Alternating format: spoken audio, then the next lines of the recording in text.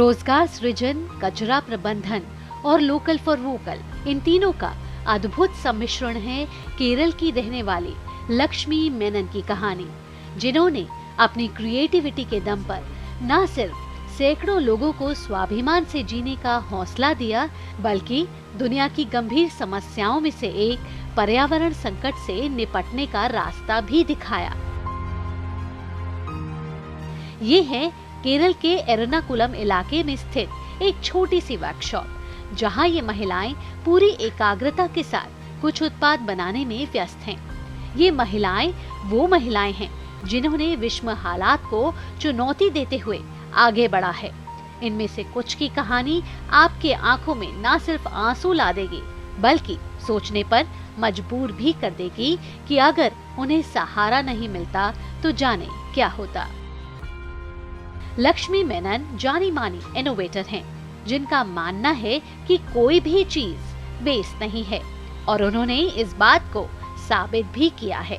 I always feel that there is nothing called waste. It's only the way you look at it. So anything that we cannot find a value in, we shamelessly regard it as waste. I think it's just that our human intellect is not crazy enough to come up with an utility for everything that we completely throw away as waste.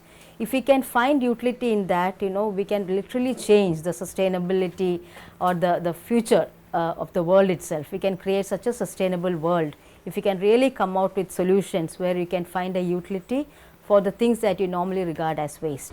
कोविड-19 के गंभीर संकट से दुनिया जूझ रही है।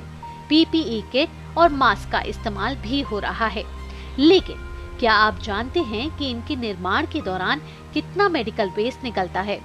लक्ष्मी ने अपने शोध में पाया है कि केरल में 900 से ज्यादा ग्राम पंचायतों में 900 से अधिक कोविड सेंटर हैं, जहां हर सेंटर में 50 बिस्तर लगे हैं, जो मरीज के स्वस्थ होने के बाद बदले जाते हैं, जिनकी कीमत 500 से 700 रुपए है। इस दौरान ऐसे में कुछ ऐसे प्रोडक्शन सेंटर भी थे जहां बड़े पैमाने पर पीपीई किट का मेडिकल वेस्ट इकट्ठा हो रहा था।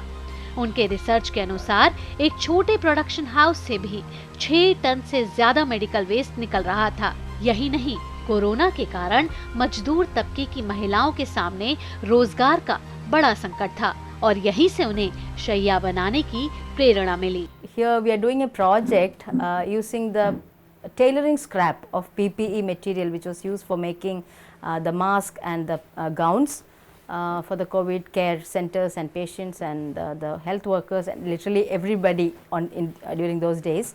So what we do is we collect the tailoring scrap from the manufacturing units.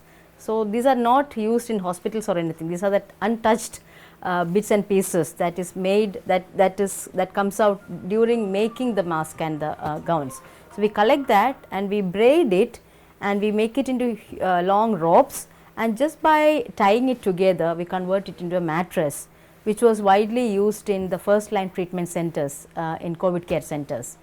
So this was through this we could actually upcycle a lot of the scrap and also provide employment for a lot of people who lost their jobs during the COVID days, and also provide a commodity at as cheap as rupees 300, which was so widely needed needed for the COVID care center. क्या आप जानते हैं रोजमर्रा इस्तेमाल होने वाले pen से कितना प्लास्टिक वेस्ट पर्यावरण को नुकसान पहुंचाता है? इन्होंने कागज के मैजिक पेन को बनाया, जिसकी खासियत ये है कि इनमें बीज होता है। पेन को इस्तेमाल करने के बाद अगर आप फेंक भी दें तो वहाँ पौधे का जन्म होगा, जो बाद में हरा भरा पेड़ भी बन सकता है। ये कागज भी प्रिंटिंग प्रेस के रद्दी से उठाए जाते हैं।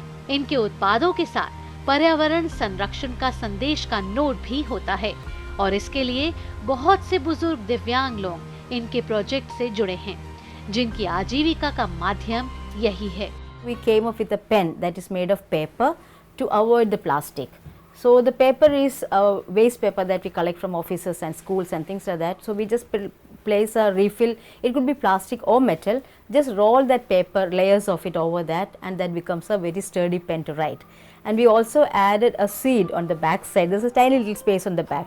We added that, and so we have the habit of using and throwing things, right? So we thought when you throw it away, the paper, when it touches the ground, the paper will disintegrate and the seed will, and the plant will sprout out of it. So that was one of the innovations that we had done. ये चेकुट्टी गुड़िया है, बहुत ही लोकप्रिय और आपने सुना भी जरूर होगा, जो मलयाली परिवारों का आज हिस्सा बन गई है। आपको याद होगा कुछ समय पहले केरल में बाढ़ आई थी। बुनकरों का गांव चेदमंगलम में टनों कपड़ा बर्बाद हो गया और जो कपड़ा बर्बाद हुआ उन्हीं कपड़ों से बनाया गया चेकुट्टी डॉल और आज ये केरल के हर घर का हिस्सा है। लक्ष्मी मेनन को इनके इन सराहनीय नवाचारी प्रयासों के लिए अब तक अनेकों राष्ट्रीय अंतर्राष्ट्रीय पुरस्कार से सम्मानित किया जा चुका है। जहां समस्याएं हैं वहां समाधान भी है। कचरा प्रबंधन आज पूरी दुनिया के सामने एक बहुत बड़ी चुनौती है, लेकिन लक्ष्मी मेनन जैसी कुछ ऐसी साहसी और इनोवेटिव महिलाएं भी हैं जिन्होंने अपनी कुशलता के दम पे कर दिखाया है, एक रास्ता दिखाया है कि कैसे कचरे की समस्या से निपटा जा सकता है, उसको कैसे यूजफुल बनाया जा सकता है। क्योंकि दुनिया में कचरा ऐसी कोई समस्या नहीं है, बशर्ते आप उसका उचित समाधान जानते हो। कोच्चि से मैं सिद्धार्थ, सनसद टीवी के लिए।